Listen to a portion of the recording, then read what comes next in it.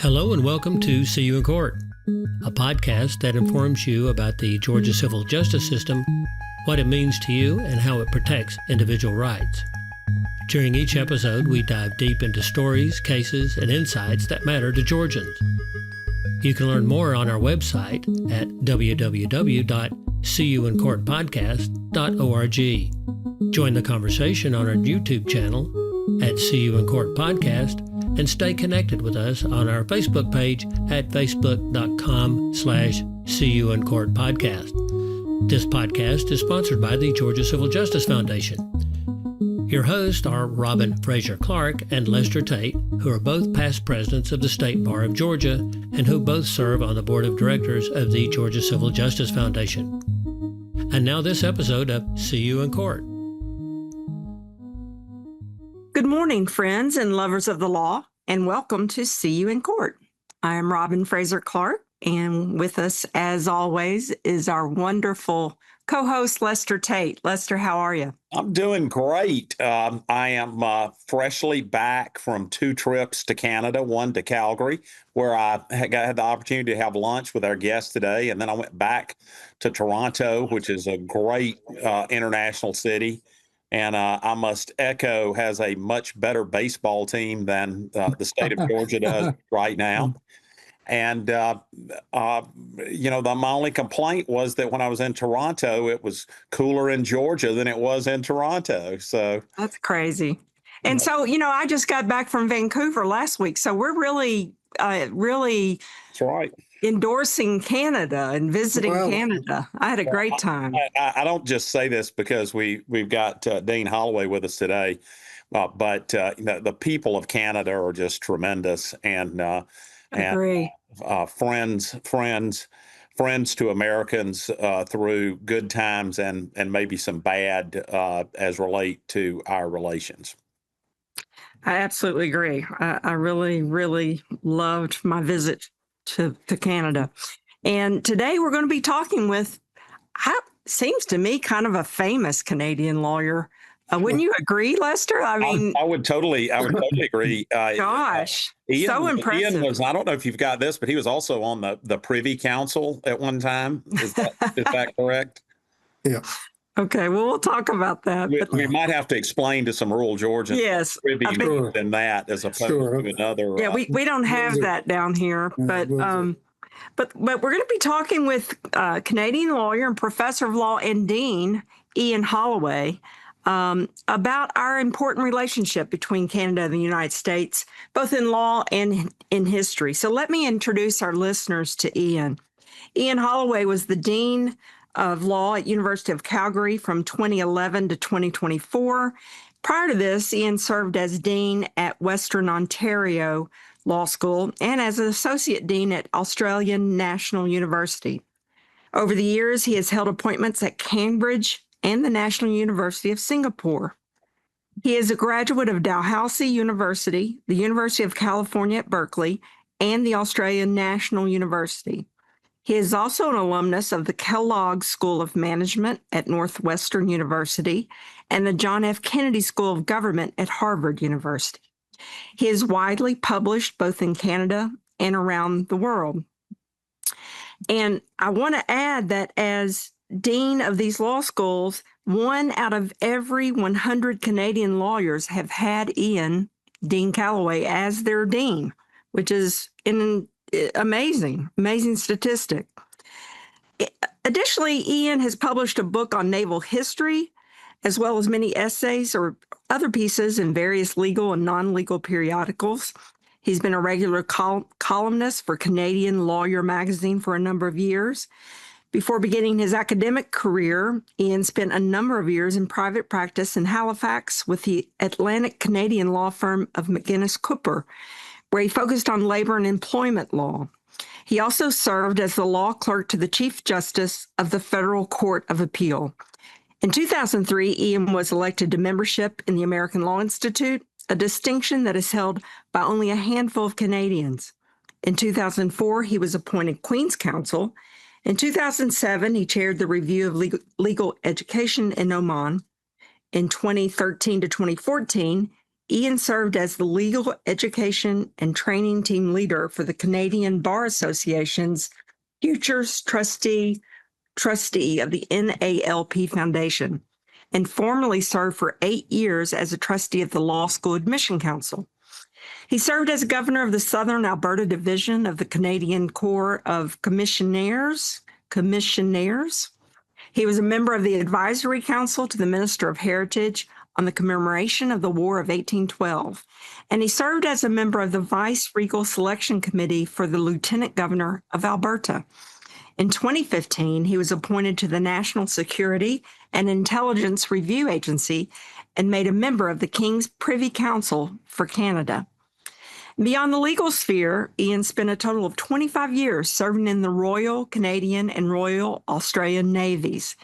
Ian has received numerous awards in his career, including Queen Elizabeth II Diamond Jubilee Medal in 2013, the Commemorative Medal for the 125th anniversary of Canadian Confederation in 1992, the Canadian Forces Decoration in 1989, and the Queen Elizabeth II Platinum Jubilee Medal in 2022.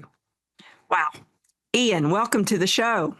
Well, thank you both. I'm delighted to be here with you. We're delighted to have you, and I'm so impressed with your career, which we're going to get into a little bit, but just an amazing service to not only the practice of law, but to legal history and the relationship between our two countries we're going to talk about. Tell us right now, you're a professor of law at University of Calgary now after being dean for so many years.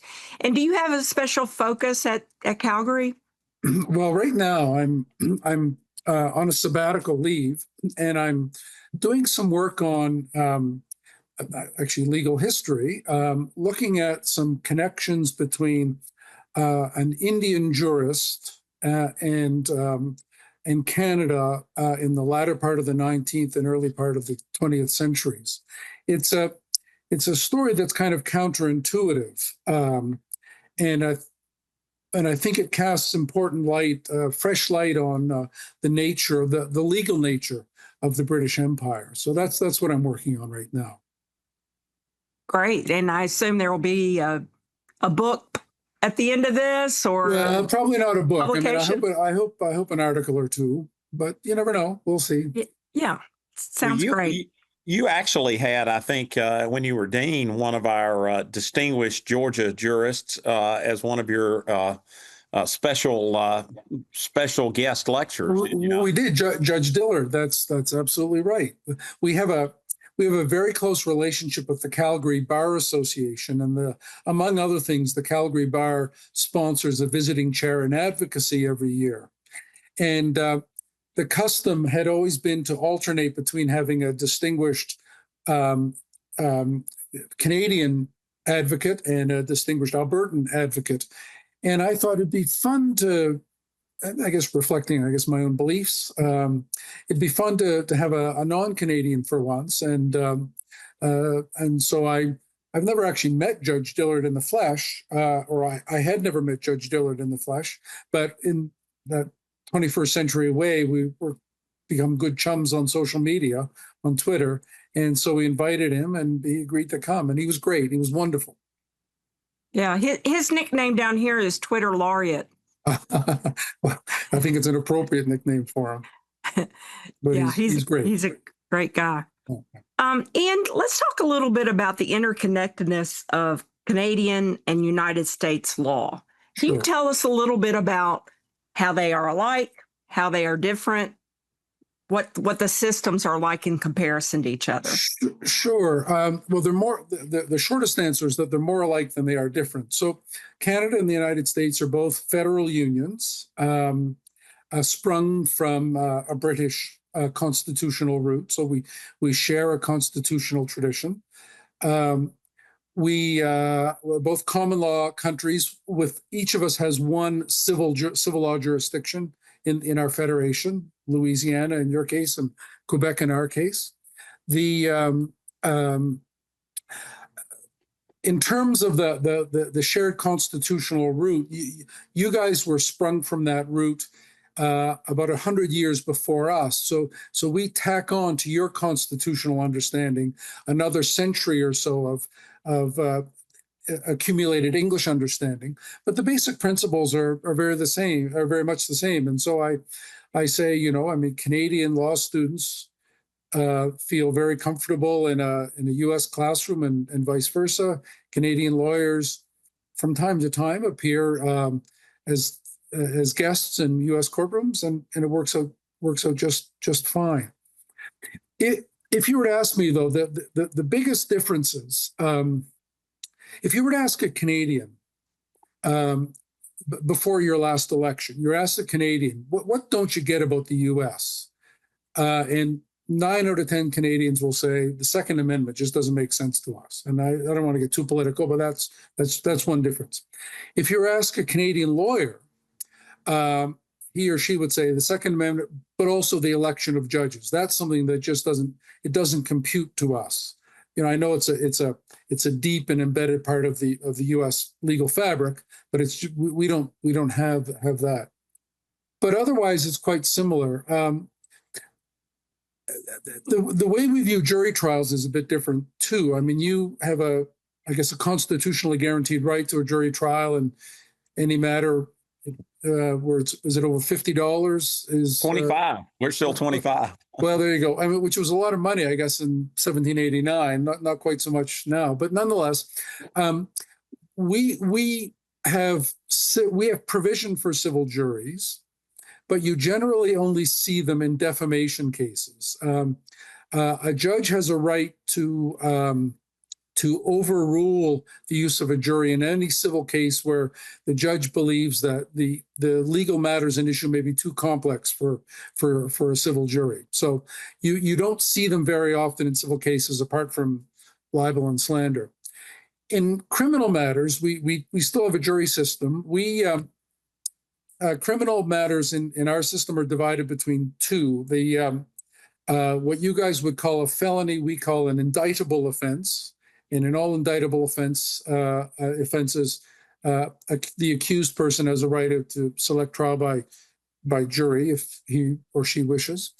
And then what you would call misdemeanors, we call summary offenses. And there is no right to a jury trial for summary offenses. But criminal lawyers are all used to arguing before juries. Just the civil trial advocates don't see them so much. So I recently followed the hockey trial that. Oh yeah. I did too. I was in Vancouver when the verdict came in. Okay, yeah. So Lester, why don't you tell our listeners a little bit about the hockey trial? There were Canadian junior hockey players Ian and I have a great sports connection as well as the law. And I would say they would be sort of analogous to college football players. SEC college football players, That's right. Even though they represent the whole country. And so they were accused of sexually assaulting a young woman who had voluntarily, by most descriptions, followed them back to their hotel room when they were celebrating. And she accused them of rape and sodomy, and I don't know exactly what the offenses were, but it seemed to be one of these things, and I read about it in The Athletic pretty frequently, but it seemed to be one of these things that was sort of like the O.J. Simpson trial or the Johnny Depp trial, where everybody was watching. And we're talking about jury trials and bench trials, and in the middle of the case, there was a mistrial about to be granted because of one of the jurors, and so the advocates for the hockey players said, basically, you've heard this, Judge. We'll let you go ahead and hear the remainder of the case, which I thought was very creative. And I try criminal cases sometimes, and I could see that maybe happening, in the U.S., but I've just never heard of it happening before. Yeah, I mean, your analogy to maybe SEC football, I think, is an apt one, Lester. It's, because this was, because it involved allegations of sexual misconduct in 2025, plus it involved, budding hockey stars, that made it uh, um, about as newsworthy as any legal story could be in this country. And you're right, people who aren't hockey fans were all, kind of glued to the papers and to the TV news every night. And when they were all acquitted in the end, and when the verdict was announced, it was very, very, very divisive. Very, very divisive. But the judge did, at least procedurally, she's had a lot of criticism about her judgment, but procedurally saved the day by not scrapping the whole thing and starting all over again. So in one of the pieces that I recently read about that, Ian, and I wanted to ask you about this, and when you're talking about Canadian lawyers, what don't you understand about American law? I watched pretty closely the Oscar Pistorius trial, in South Africa. Yeah. The trial judge, they don't have jury trials in South Africa because of apartheid, and it was deemed undesirable, for race relations reasons, I think. Yeah. But the judge found him only guilty of manslaughter, and then the government appealed. And when the government appealed, he was found guilty on appeal of murder. And that would never happen, in the United States. The prosecutors have no recourse to a jury, to a jury verdict. And so my question is, when I read this article, it said the prosecution was evaluating their options for appeal. So do they actually have appellate options in a criminal prosecution where there's an acquittal? Because the same thing would have been true in an acquittal by a judge in the United States.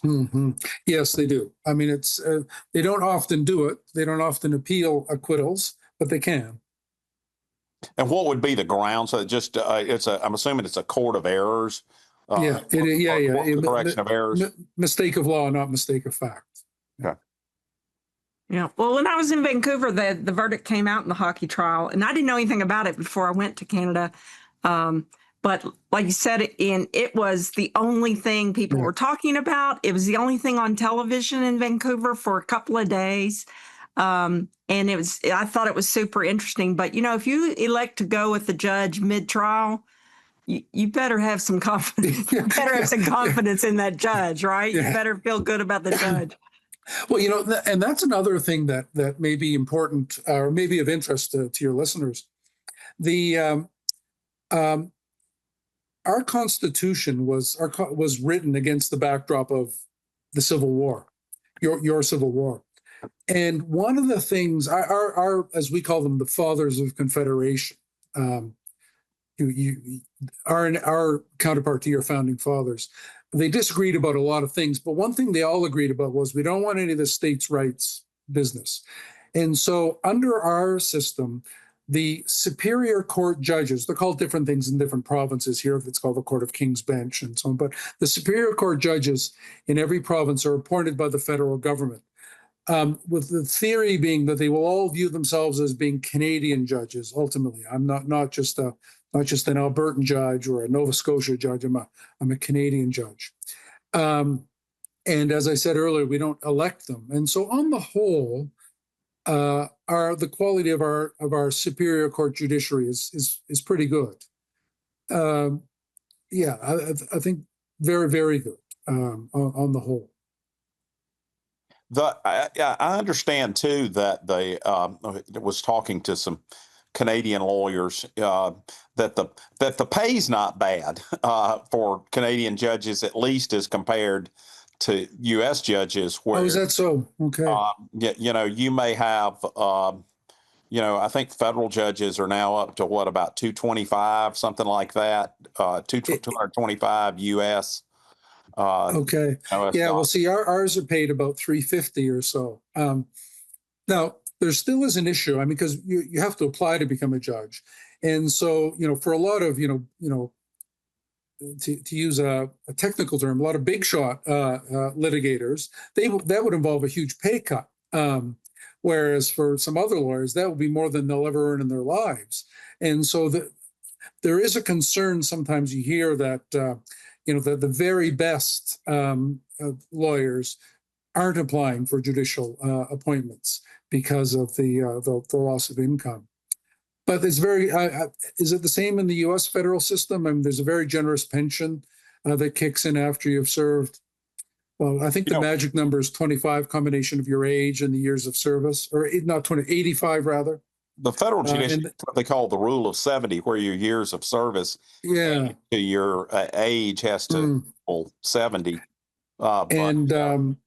And then after 10 years of service, you can apply to become what we call a supernumerary member of the court, where you're still paid a full-time salary, but you only sit half the year, which is that's a sweet gig. That's nice. Well, see, Robin and I have been enjoying the benefits of private practice all along, and thinking we were doing a lot better. But now all these people have pensions, and Robin and I don't have pensions to retire on. We have to make our own, So it's and our kids are all out of college, and we're still working, Lester. Yeah, that's right. You're right. Ian, there was one thing I want to ask you about your relationship with, you mentioned Judge Dillard. And then I noticed, I was reading some of your publications, and that I noticed that a professor from John Marshall Law School here in Atlanta gave a shout out to you in one of his journal articles that he had published in a law review. Professor Anthony Baker from John Marshall Law School. And I was just surprised to see a John Marshall Law School professor give a shout out to our Canadian guest. So how did your relationship with him come about? Well, I as you may have inferred from my bio, I was anyway about as America-ophilic a Canadian as you could find. I'm as you noted, a graduate of an American law school, yes. I'm a member of the American Law Institute, and all that stuff. When I was in the Navy, I spent time on the staff of a U.S. admiral in Norfolk, Virginia, and so I feel very comfortable. I felt very comfortable in the United States. One of the things that's not there, though, is I am, in fact, I'm the only honorary member of an organization called SEALS, and SEALS stands for the Southeastern Association of Law Schools. It's the law schools, at least historically, it was the law schools in the southeastern, in the Old South, in the southeastern part of the U.S. And so I, at least until the pandemic, I would attend the SEALS annual meeting every year, and that's where I made the acquaintance of a lot of particularly Southern U.S. Academics. I spent we talked about Judge Dillard. I spent part of a sabbatical many years ago at Samford University in Birmingham, his alma mater. His alma mater, yeah. Yeah. So I like the U.S., but I particularly like the South. And I think that historically Canadians had a special affinity for the South. I mean, our histories, particularly the history of race relations, was quite different. But how Americans often say, oh, Canadians are so polite. Well, we're no more polite than Southerners are, I think, or at least Southerners are traditionally thought of as being. And the family connections, of course, going back to revolutionary times in some cases, remain live in some ways. And economically, too, that Canada is Georgia's largest economic trading partner. I did not know that. Anywhere in the world, it's Canada. Yeah, that's wow. Exactly right. Yeah. You told me an interesting story we were talking about. Of course, now if you're my age and you're born in the South, you're steeped in Civil War battlefields and history and whatnot. And you asked me if I knew of someone named Judah Benjamin. Yeah. Immediately said yes. He was the Confederate Attorney General, but he was, all Civil War history and politics aside, he was a very well-regarded lawyer and fled to the United Kingdom and actually became a barrister in a King's Counsel because he couldn't come back, never got pardoned, never came back to the United States. And you told me a very interesting tale about how he became involved really in what we would call states' rights after he was a British barrister. Yeah, this is a really neat story, and it's one of the examples I talked about when we chatted about the interconnectedness of our our histories, our legal histories. I say to Canadian law students when I teach them, I say, you can no more teach the history of the Canadian legal system without interweaving into it the history of the American legal system than you can teach it without interweaving the history of Great Britain. So Benjamin is an interesting guy. I mean, as you noted, Lester, he was a cabinet minister during the Confederacy. He was a senator from Louisiana before the war. His parents, and after the war, he fled to Grenada in the West Indies, and his parents had been born in Grenada, so he was able to claim status as a British subject, and he moved to England and became a barrister. And as I said, our Constitution was written against the backdrop of the Civil War. And so if you read the text, read the document, you'd get the impression of a very, very strong central government and relatively weak provinces. And in some of the early constitutional appeals interpreting the federal structure, until 1949, our final court of appeal was still in London. And the Canadian provinces retained Benjamin to act for them. And as Lester and I agree, whatever qualities he may have had as a cabinet minister or a politician, I genuinely don't know. But clearly, he was a barrister of the first order because he was able to convince their lordships, they convinced the judges that notwithstanding the words on paper, that there were more than vestiges, that there were significant elements of provincial autonomy that were retained after the Canadian Federation. And so I sometimes shock Canadian law students when I say that a constitutional ideology, which died in the United States at Appomattox Courthouse in April of 1865, lives on in Canada today. This idea sort of Canada's Ninth Amendment, isn't it? That's right. That's right. And Benjamin too, of course, Robin, you'd have no reason to know this, but Benjamin also wrote a book on the sale of goods called Benjamin on Sales, which is still in print today. So that's another one of these extraordinary ironies of history, that this Confederate cabinet minister wrote the leading British Commonwealth text on commercial law, which remains in print even today in 2025. Amazing. Kind of crazy. Yeah, kind of crazy. But going from that Benjamin to another Benjamin, let's talk about Benjamin Franklin. Oh, yeah. One of our founding fathers. And you mentioned how he played a role in our relationship with Canada. Well, yeah. So,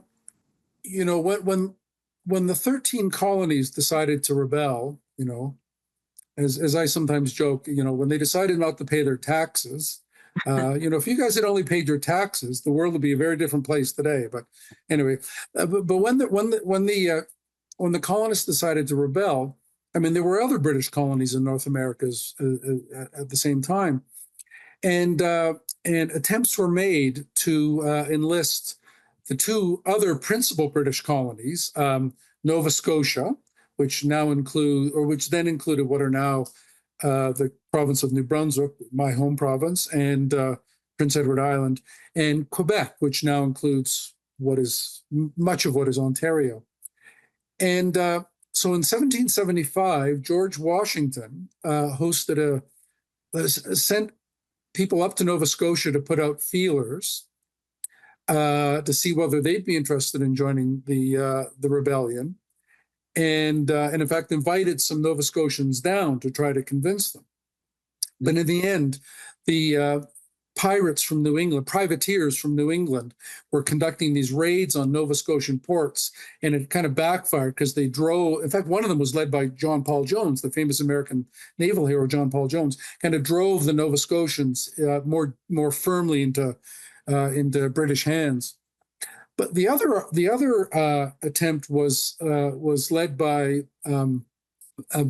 this is going to sound like a weird paradox to Americans, but Ben Franklin and Benjamin Arnold. They went to Quebec. The theory was Britain had conquered the remaining French colonies in North America, conquered New France in 1759. And the theory was that these French Canadians were so chafing under the British bit that they would willingly rebel against them. And so Benjamin Arnold and another American general whose name I've forgotten led an invasion and actually occupied for a while Montreal. And then Benjamin Arnold went up to try to convince them to come on board. But it was just done in a very ham-fisted way. And so the French-speaking British subjects also decided to remain loyal. And so there were two potential 14th colonies, both of which spurned the offers to join the revolution. So there could have been 14 stars on that Betsy Ross's flag. I thought you were going to say Benjamin Franklin really was just looking for a reason to spend more time in Canada. Yeah. Same way he did in Paris, Yeah, that's right. He stayed in France for a long time under the guise of trying to get France to help out also. But I think he just liked Paris. But he's a Francophile. Yeah, he was. Mm-hmm. And another interesting point that you've told us about was how Canadians played a role in the creation of the United States White House in the War of 1812. Can you tell us a little bit about that? No, sure I can, absolutely. So the creation of the White House and also the writing of your national anthem, in the same way, by the way, that just to go back for a moment to the Civil War, there were many thousands of Canadians that fought in the American Civil War on both sides. And one of the people who fought in the Civil War, was a member of a Rhode Island regiment, was a French Canadian named Calexa Lavallee. And I've forgotten if it was Antietam or Gettysburg, but in any event, he involved in some battle, one of the particularly gory battles, and he was so horrified by it that he ended up writing a poem, what began as a poem, in homage to his homeland. And that became our national anthem, O Canada. So it was inspired directly by the U.S. Civil War. But in a similar way, when the War of 1812 broke out, an expedition was launched from Halifax, where I went to law school and practiced law, where I served in the Navy. As Halifax then, as still is now, it's an important naval port. And that expedition burned Washington, D.C., and at the time, the place where the president lived was painted brown. And to cover up the char marks on the house, they painted it white, hence the name White House. So that's why your house is called. And the was it Fort McHenry where Francis Scott Key was watching the bombardment? Well, that bombardment was being carried out by a group of sailors, British, but sailors from Halifax, Nova Scotia. And so we both directly inspired each other's national anthems. And Francis Scott Key, as I like to point out, we always remember our founding fathers, Thomas Jefferson writing the Declaration of Independence or the Federalist Papers. But even the national anthem was written by a lawyer, Francis Scott Key. Oh, was he a lawyer? Was he really? He was on a mission to I think it was a doctor that had been captured by the British, and he went to negotiate his release. And he was on the British ship to negotiate the release when the attack began on Fort McHenry, and they wouldn't let him leave because he was going to warn the Americans. Oh, I see. And so they went through the night of the bombardment, and the next morning he went up and he saw the colors still flying, which led to the opening of the poem, "Oh, say can you see?" You see, by the dawn's early light. Isn't that wonderful? Yeah. What a wonderful story. That's really cool. Now you can see Ian and I like to riff off one another a little. Yeah. But we discovered that when we went to lunch in Calgary, I think. So I think they're both beautiful anthems. I think they're both great. Ian, we've talked about times that Canada played a role in the formation of the United States. Let's talk about some times where Canada worked side by side with the United States. How about in World War II? Can you talk Sure. a little bit about that? Yeah, well, you know that isolationism was a strong political force in the United States in the 1930s, and in fact, in 1940 and 1941. President Roosevelt got it though, and so, but the Neutrality Act was very strong, and the terms of it were relatively certain. And so Roosevelt was looking for ways to circumvent it, and he conducted secret at the time, but negotiations with Churchill and traded ships for bases and so on. But another thing that they did was they would build aircraft. Americans would build aircraft, and they would tow them up to the border, North Dakota, Montana, the border with Canada, and then leave them unguarded at night and pull the guards off, and Canadians would come across at night and steal them. And of course, they didn't want to start the engine, so they would actually tow them across the Canadian border with horses. And then the next morning, the Americans would, oh my God, what happened? They stole some more aircraft. We better not do it again. But of course, this went on for quite a while, and so that was a big part of it. And at the same time, it was against the law for Americans to enlist. The Foreign Enlistment Act, I think the statute was called, made it against the law for Americans to enlist in other countries' armed services. But I guess the forerunner of CBP and ICE was instructed to turn a blind eye to this. So there were almost 9,000 Americans who joined the Canadian Air Force before Pearl Harbor. There were some who joined the Army. John Farrow, Mia Farrow's father, served in the Royal Canadian Navy before Pearl Harbor, and so there was a lot of kind of nudging and winking so that America could assist the war effort even before they joined. And then, of course, we tried to repay the debt. Canada declared war on Japan after Pearl Harbor before the U.S. did. Which is kind of mind-boggling. I did not know that, Ian. That very day, you guys didn't declare war until the 8th of December. We declared that same day, the 7th of December, we declared war. Because if our friends were attacked, then we considered ourselves to be attacked as well. We formed a joint unit called the Special Service Force, the first Special Service Force. It was a joint Canadian-American unit, and it fought in the Aleutian Islands, and it fought in the Italian campaign, and it was very, very successful. The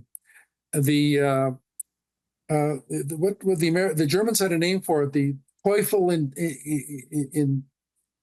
I think they called them the Devils in Fog or something like that. And so it's known in history as the Devil's Brigade because of the nickname the Americans gave them.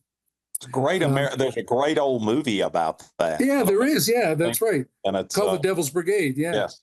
Yeah.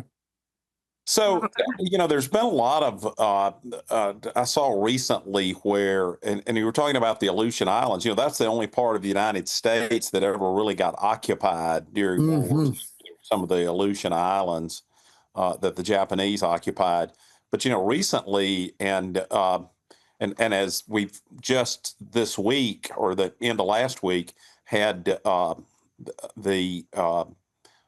Putin visiting Alaska. Yeah, Alaska, yeah. And, I read with interest that there are a ton of Russians who are taught that Alaska really still belongs to Russia, that it's that there was a forgery or it was a 100-year lease, it's an expired.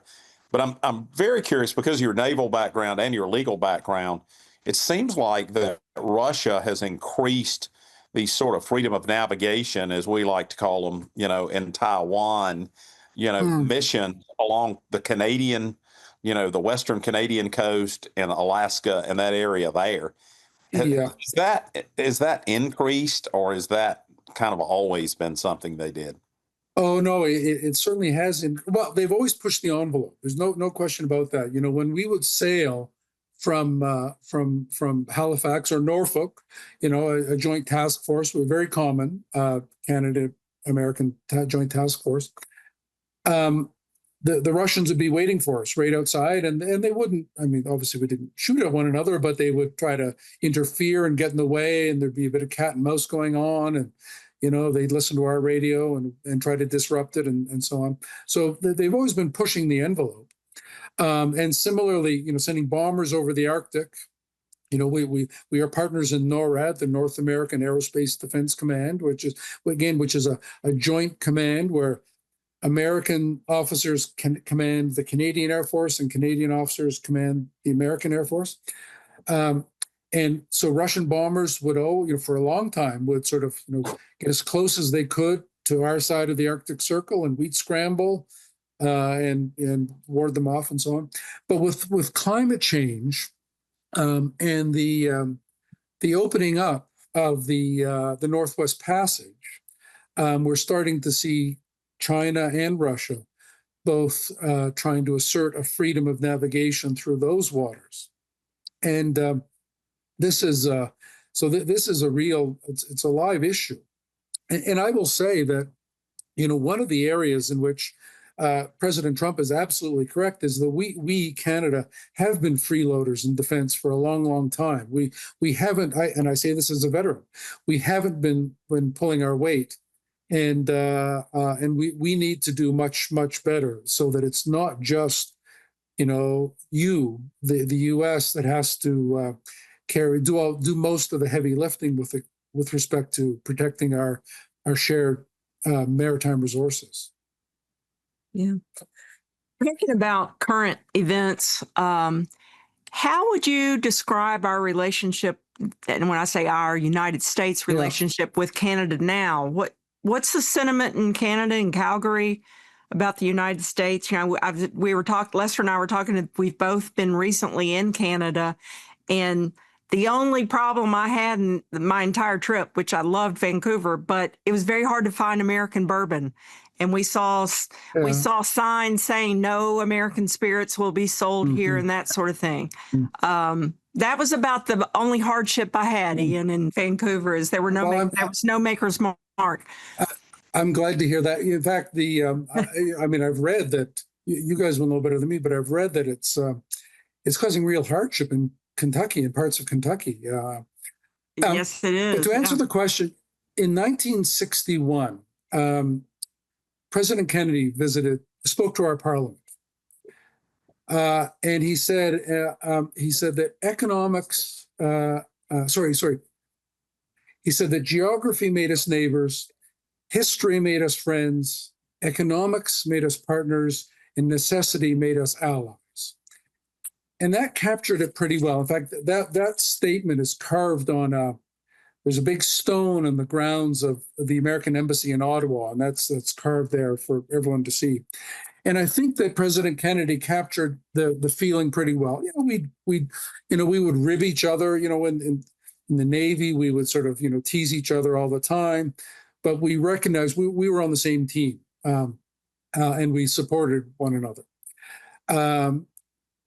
Economic cooperation, first through the Canada-U.S. Free Trade Agreement and then NAFTA, made our two countries wealthier than they'd ever been before. Of course, there had been technological changes that meant that some industries were dying, but that's no different than was the case in the latter part of the 19th century when buggy making was dying out, and being. I mean, you've probably seen there are photographs of people protesting outside Henry Ford's plant. He was destroying a way of life by inventing cars. So there were macroeconomic changes taking place because of technology, but overall, our two countries enjoyed the highest standard of living we'd ever had. And America had the highest standard of living ever known to humankind. So we got along very well, and we supported each other, and we were able to disagree. So, for example, when the Iraq War broke out, we famously in this country, we said we won't go. We don't believe that there are hidden weapons of mass destruction, so we won't go. But we will go to Afghanistan. So we were fully in Afghanistan. Moreover, we said, because we have lots of our soldiers on exchange or service people on exchange with each other, we said any Canadians on exchange embedded within U.S. units can go to Iraq. So in fact, there were lots of Canadians who went to Iraq. In fact, there were more Canadians who fought in Iraq than there were of the so-called members of the so-called coalition of the willing. So we were really good partners. We signed the Acid Rain Treaty, which was very significant, and that was signed by President Reagan and a liberal prime minister in Canada. So we were able to overcome political differences and get along while acknowledging that we could disagree on certain things. And Canadians, of course, love going to the U.S. I mean, as much as I like living in Calgary, 40 below in January is not the most attractive. So going to Florida or Palm Springs or Phoenix or wherever is an attractive thing. So there was a lot of trope. In addition, I mentioned that Canada is the number one trading partner with Georgia. The number one international tourist destination for Georgians is Canada. So there's a lot of flow back and forth between the two countries. And I'm sorry to say that that's changed dramatically. I think, the experience that you two guys had, it pleases me to hear. I think it's still fair to say that Canadians like Americans, but I think it's also fair to say that we are mystified by the change of tone from America. And that mystification in some cases manifests itself in anger and resentment. In other cases, like mine, it manifests itself as, a genuine inability not to understand. I just genuinely don't understand, why this is all taking place. I can see because I agree with it. We need to be, encouraged to spend significantly more on defense. I'm with that all the way. The way we regulate our dairy industry in particular, what we call supply management, sort of production quotas and so on. There are many Canadians, and I'm one, who think that is unfair to American competitors. But those are things. Those are individual sort of things that can be worked out. But this overall change of tone and the 51st state and so on, I just don't get that at all. So, and I think I think you and I have talked about this, but I told you we have a Georgia lawyer, Gordon Giffen, who was U.S. ambassador to Canada during the who's spoken at our law school as well. Yeah, great guy and a friend of mine, Robbins. And anyway, when I went on a trip to Toronto with him, when Robin and I, before we were both president of the Georgia Bar, but this was back when we were nobodies too, in the Georgia Bar, and Gordon went with us, and it was in about the time of the 2008 presidential election here, and Gordon said there were more people in Canada. It just so happened it was one of those things where the Canadian prime minister's race was going on at the same time as the U.S. presidential race. And he said more people in Canada would watch the U.S. vice presidential debate than the Canadian prime minister debate. Now, that was the debut, I think, of Sarah Palin. So that may have had, kind of a, passing the car wreck thing for it.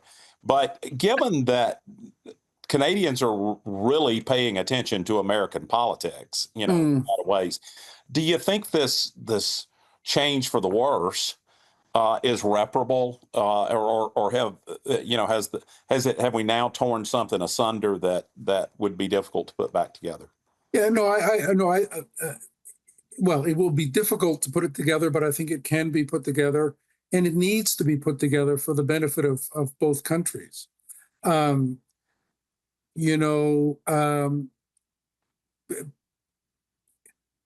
the tone of rudeness, if we just stop being rude to one another, if we start behaving either more Southern or more Canadian, I think that a lot could change for the benefit or for the better just through that alone. So no, I do think, I guess a lot will depend on what happens, in 3 years' time. Whether the Democratic Party, who succeeds President Trump as the next Republican candidate, and who the Democrats put up, that will determine a lot. But I really do think that, for both of our sakes, we need to get this relationship going again. We have what America needs. Some Americans say, "Oh, there's nothing we need from Canada." Well, that is just demonstrably false. The majority of your oil refineries in the United States are designed to refine Canadian oil. Oil is very different. There are different grades, different consistencies, and so on, different weights, and reflecting the fact that it's a continental industry. It makes sense for the majority of the Gulf refineries to be set up to refine Canadian oil, from which it can be then exported. There's a big housing crisis in the United States, and so you need wood. Because of our climate differences, the nature of our softwood is harder. That sounds a bit like an oxymoron, but our softwood is harder and more durable than yours, so it's more suitable for building homes. The president is chasing rare earths all over the place. Rare earth and minerals all over the place. We've got them in abundance. So we have lots of what you need. The automobile industry, is a car, manufactured by Ford will cross the border back and forth 8 or 10 times in the course of its production, just reflecting the fact that it's a truly integrated industry, partly because some of the stuff we have and you guys don't, some of the stuff you have and we don't. So I really do hope, I think we need to put this together. Otherwise, both countries are going to suffer.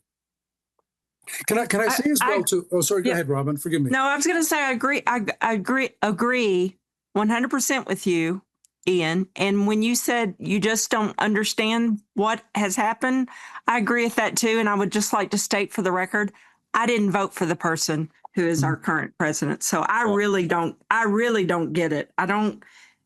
You're our closest neighbor. Why would we not be friends with you? That's unimaginable to me. Never in a million years would I have thought that Canada would be perceived to be a greater threat to the United States than China or Russia, but here we are. And if you think about recent history, we've talked about the Civil War and the Revolution and the War of 1812 and so on, but think about 9/11. We closed our airspace instantly, and we received and housed, thousands and thousands of American guests. We put ourselves on war alert as well. So, when you had those terrible fires in California last year, there were hundreds of firefighters. We pulled off fires here to send to help you guys. So I know it sounds corny and maybe old-fashioned, but you really do catch more flies with honey than with vinegar, I believe. And so I agree. I know during the California fires, I saw stories on Canadian pilots who would fly over the fires to drop fire retardant on the fires. And I'm like, amazing. Let's promote that more. Let's talk about that more. So pretty neat stuff. Ian, I want to read something for our listeners that apparently you said in 2012. So this is 13 years ago, and it's along the lines of what we're talking about is our relationship with Canada. And this was on the occasion of the 35th anniversary of the Canada U.S. Law Institute. And you said this about Canada and the United States, and I'm going to quote, "In Canada, we are wedded to a description of ourselves as two solitudes. That expression is usually used to describe the French and English-speaking populations of Canada. But I've always thought that the expression is equally apt to describe the relations between most Canadians and most Americans. At one level, it is perhaps more understandable to use it to describe the relations between French-speaking and English-speaking Canadians because we cannot understand one another. But it is not at all excusable, I think, for two peoples sprung from the same constitutional root and whose histories, economies, and societies are so deeply intertwined to be walking around in such blissful ignorance of the realities of the other. And that is why I think this institute is just so terribly important. So that was 13 years ago. How do you feel now? Do you feel the same way, or will we come back to those same words maybe in 3 or 4 years? Well, that's good. I still feel the same way as an ideal. We're going through a rough patch, but we've been through rough patches before. This isn't the first time. In fact, did you guys know that in 1864? In the 1864 election campaign, American election campaign, one of the planks of the Republican Party, in addition to sorting things out down south, was annexing Canada. And in fact, an annexation bill was actually introduced and passed in the House of Representatives in 1865. And so this isn't the first time that we have felt, I'm speaking through Canadian eyes, right, or through Canadian voice now. Right. It's not the first time we felt threatened. A bit more neutrally, it's not the first time that we've had bumps in the road in the relationship. So I think that with goodwill, with better education about the real economies here, the real, interconnectedness of our two nations' economic futures, then things can be put together again. The statistic you cite about Canada being Georgia's #1 trading partner, that's like something every politician, every lawyer, every businessman, businesswoman in the state ought to be aware of. And we made a mistake. We've made a lot of mistakes in Canada, but one of the mistakes we made, I believe, was not really understanding Watergate. What one could argue that from the time of Franklin Roosevelt's election up to Watergate was a time of, I guess, the ascendancy of the presidency. The federal power was becoming more and more concentrated, and was becoming more and more concentrated in that building on Pennsylvania Avenue. One of the things that Watergate did, it seems to me, was to diffuse power. The more power in the Senate and in the House of Representatives and in state legislatures. And I'm not sure that we fully understood that in Canada. And so we still spend, maybe we need to now, but even up to the last election, we would spend an inordinate amount of time lobbying the White House, lobbying the Oval Office, and not nearly enough time lobbying or schmoozing or engaging with individual senators and representatives and governors and so on. I'm not the only one who said that, but I think that's one of our problems, is we haven't paid close enough attention to American history ourselves. Well, I think it's interesting, and I'll because we've had such, for maybe some of the sort of what I would view as chaos. Some people, maybe that's what they voted for here. I don't know. I think I join both of you in professing not really understanding some of this, but I also think that we've always blamed the president, whether he's a Democrat, Republican, whoever he is. Oh, gas prices are too high, employment's too high, interest rates are too low or too high. And, you certainly have, since January 20th of this year, someone not behaving in the tradition of other presidents in terms of what their just simply what their agenda is and how the manner in which they're going about it. And one of the things we may learn is it may not matter that much for the things that everyday Americans care about as much as we think it does. It's obviously it's going to have an impact, but it may just not matter, that much. I just want to make sure we preserve our, our rule of law is the thing that I worry about, really the most. It seemed as an affectionate outsider, as a respectful outsider, it seems to me that the genius of the American Revolution was in designing a system of government that didn't depend for its survival on a person. You could have good presidents and bad presidents, and good speakers and bad speakers, but things would chug along. And that system has served America well. And if what we're seeing in the United States is an increasing disbelief in the system of government that the Revolution created, the Revolution gave to the world. It was the gift to the world, and it's replacement with make sure we have the right guy, the right person in the White House. That's not good. That's bad for us all. Absolutely.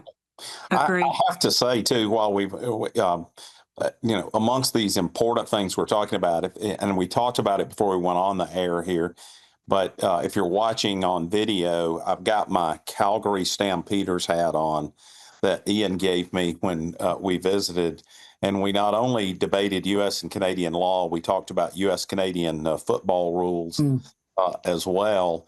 And for our listeners here in Georgia, Ian, you've got a ton of like Southeastern Conference ACC players that come and play in the Canadian Football League there. And it's great because as I said earlier, Lester, before we went online, the salaries in the Canadian Football League are much lower than in the NFL, and so it means that the players are really part of the community. You see them at the supermarket or bumping them at the gas station. And so you really get to know them, and you can get a ticket for a Stampeders game, a pretty good seat for $25. So it's like you can take a whole family without having to take out another mortgage. And some of these players come and they meet Canadian girls and they stay and they become Canadians. Others go home, when they're done. And if they go home saying, I liked my time there, I did well, then that's a good thing. The more that we can interact with one another in however fashion, the better it is for all of us. It's so easy to be angry and bitter and vituperative about people who we don't see, or people we don't know. But when you know someone and you realize they're kind of like me, they've got the same worries as me, the same desires as me, and you realize that we really are all in this together. Great point, Ian. Just another reason to love Canada, which I do. Ian, we are at that point in our program where we ask you our final question that we ask of every guest, and that is, how do you define justice? Sure. Well, the instinct, of course, when we're asked to define a word like justice, is to think of it in terms of outcomes, a just outcome. I prefer to phrase it, to think about it, to conceive of it in terms of conduct, rather than justice being a particular result. I think that justice can be used to describe how we should behave towards one another, to frame it in terms of duty rather than in terms of rights. I think that one of the things that plagues both of our countries is this excessive focus on rights. And I don't mean to diminish the importance of civil rights. So please, no one who's watching this, don't interpret me as saying that. But I just think that rights are about me. duties are about you and us. And so in a just society, in my view, in my utopian vision, is a society where we all feel a duty to treat one another fairly and with respect.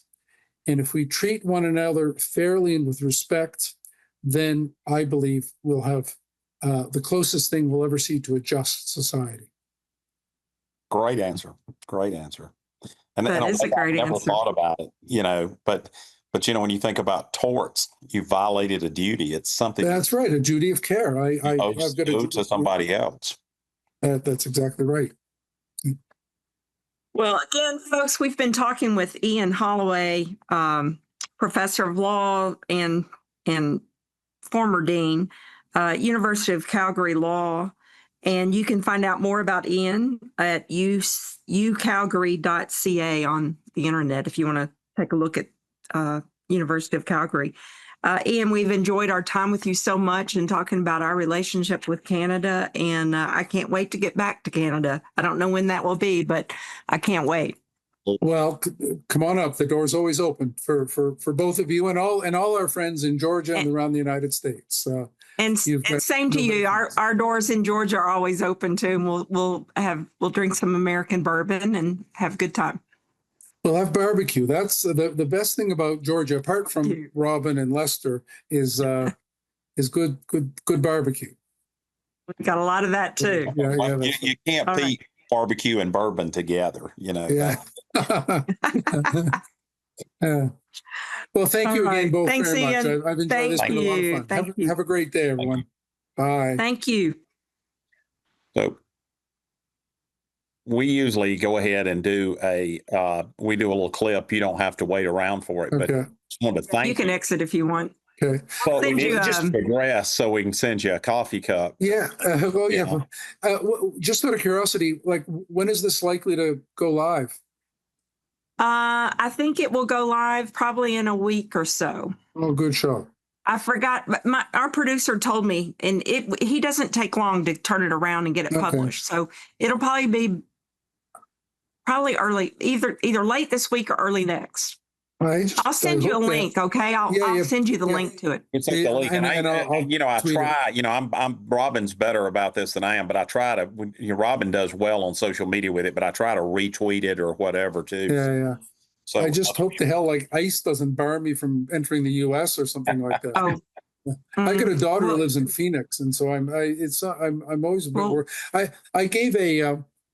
We have something here called the Winston Churchill Society of Calgary, and I gave a talk to them a few months ago, and they asked me to talk about what would Churchill have made of Donald Trump, and I spoke candidly about what I thought, and they said, well, can we publish it afterwards? And maybe I should feel ashamed of myself, but I thought, geez, please don't, because I got a daughter who's living there, and it was it was the height when they were stopping Canadians from entering and demanding to see your phone and all that sort of stuff. So anyway, it's who'd have thought that? If anything happens to you, Ian, I know some lawyers going to Phoenix, we will represent you for free. Don't worry. Yeah, okay, I know. Thank you. God bless you. I would love to take that on. Yeah. Well, thank you. But I really do love the South. I have to say, I grew up next to New England, and so I have a lot of affection for Boston or Massachusetts and Maine and New Hampshire. But my God, I love the South. Georgia, the Carolinas, Florida. It's God's country down there in my view. It's very nice. That's true. Yeah. Beautiful. Yeah. Absolutely. Yeah. Now, you asked about John Marshall. Okay. Did you have much to do, Robin, with John, or anything to do with John Marshall? No? I don't have anything to do with it other than I know their new dean. He's a good friend of mine, Marty Ellis. Okay. I don't know if Ellen Ellis. No, I don't have anything to do with it, but somehow I was working on this and found that, and I thought that was very interesting, your connection. Yeah, because their last dean was a good friend of mine. Malcolm Morris was his name. I think it was quite controversial, but he was a good chum of mine. Yeah.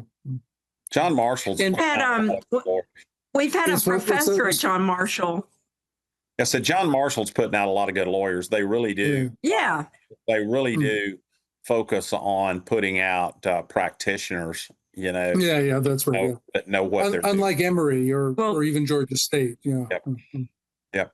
No, I know. And one of John Marshall's professors is the husband of one of our Supreme Court justices too, Lance McMillan. Okay, isn't that neat? Oh, isn't that neat? Well, and we've had him on the show. Oh, cool. He's an author. He writes sort of legal thrillers. Oh, wow. Yeah. And Lance McMillan. So he's married to Carla Wong McMillan, who's on our Supreme Court. Oh, neat. And they're delightful. And he's sort of like, I've read, is it Robert Rottenberg, who's the Canadian lawyer that writes sort of thrillers about Toronto, Toronto. Maybe. Okay. Lance, very similar thing with Georgia. And neato. Yeah. And Robin, where did you go to law school? Emory Law School. Oh, did you? Okay. Because a good friend of mine was the dean there too. He's an Australian guy named David Partlett. He was... I know who you're talking about. He was before my time, I think, but I think maybe after. I think it was in the 2000s. Or maybe after. Okay. Yeah, 2000s. I was in the 80s. Me too. Yes. Okay, colleagues. Well, thank you so much. I really, really enjoyed this, and let's keep in touch. Let's do. I'd like to keep carrying the conversation. Okay, Lester, now is the time in our program where we talk about a law-related news item that catches our eye. And the thing that caught my eye is that this article that has to do with an incident that happened during the bar. A lot of students are taking their state bar exams this past month. I think they're probably all finished now, but a person taking the New York State Bar suffered a heart attack during the bar. And what caught my eye about this, fortunately, I think this person is fine, but suffered a massive heart attack. I think she's fine now. But the thing that just really was so disturbing to me was so many complaints about the bar examiners or the proctors there at the bar exam in New York who wouldn't do anything to help and would not stop the exam. Finally, EMTs arrived. You've got bar takers, students saying, help, stop the exam. The proctors wouldn't stop it. EMTs are called finally and get there, and they are doing CPR and shocking with a automatic defibrillator. And the kids, the students who tried to help, they were told they're not going to get any extra time to take their exam while a person was almost dying next to them. That's just so disturbing to me. And I just makes me think that the bar exam's gotten a little bit out of hand. I totally agree with that. I had read that story, and I was sort of shocked by the lack of humanity that it exhibits, and it does not reflect well on our profession. It doesn't. I'm reminded of the famous Abraham Lincoln quote, where he did these notes on the practice of law. And he says, resolve to be an honest lawyer. If you can't be an honest lawyer, be an honest something else. And so I think that applies not just to the truth, but to our humanity, as well. And it's not something that we want to leave in check. And also kind of brings me to the article that I have today. And mine comes from Above the Law, and it's from today. And it says, big law firm adds onerous billing target that has everyone freaking out. And I pulled it up not knowing what the big law firm was. Turns out it's our friends over at King & Spalding. And you and I know lots of good lawyers over there. Absolutely. So they've told associates that they're responsible for 2,400 productive hours, which are broader than billable hours, but narrower than working hours, in order to be in good standing with the firm. And good standing is, of course, linked to bonuses. And they go on, they say, to ensure that our lawyers develop professionally, meet client needs, associates are expected to contribute a minimum of 2,400 total productive, quote, all-in hours, which generally include at least 2,000 billable hours.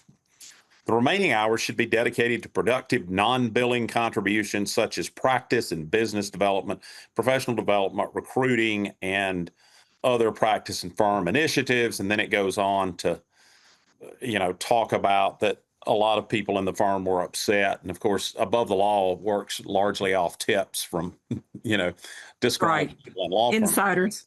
But I just, in the first place, let me say, King and Spalding, a lot of great lawyers over there. A lot of friends of mine are and have been there. So I'm not picking on them. I am sort of picking on the billable hour system here a little bit. And I'm a person, and I think, Robin, you're very much like me. Now, the word integrity sort of comes from one, that you're the same person all the time. And I'm a lawyer everywhere I go. And, I've gotten cases from the parents of my kids' soccer teammates when they were small, to people I meet at all kinds of social and political gatherings. And so I don't take my lawyer hat off.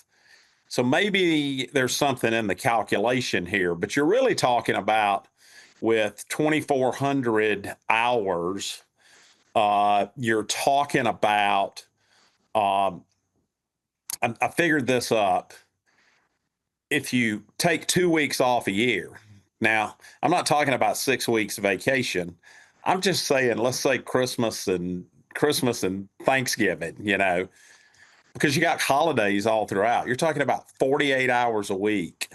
And this is less than the total amount of working hours that you have every day. And so I worry about requirements like that sort of taking the humanity away from young lawyers, the time they want to spend with their families, to meet their neighbors, to do stuff in their community, to go to church, to whatever else is out there. And again, it's 48 hours a week if you're working 50 weeks, out of the year. And I'm sort of saddened. There are a lot of professions, carpenters, whoever, bill by the hour. I get what that is, but I still have this sort of belief that the first question should be, how much work is needed to win this case or to resolve this case for my client, and not, we're trying to sell, we're trying to sell 2,400 widgets this year. I also worry about mental health issues. And if you're at the law firm that much, which that kind of requirement requires you to be at your law firm quite a bit, I'm worried about mental health. That's always a concern of mine. We've seen our colleagues have that affect them, and that pressure. But I went out and opened my own firm because I couldn't stand billing hours. And I realized it because I was pregnant with my daughter, Alex, our second child. And I can't have 2 kids and bill these kind of hours. The only way I could have control over my life was to be my own boss. So I realized pretty early on in my career, that was 28 years ago, when I had her. So I realized pretty early on that billing hours was not for me. But I do worry. You're right. I'm the lawyer in my church. I'm the lawyer in my golf club. I want to have those connections, those relationships, so that, when somebody has a case in my church, they're going to call me.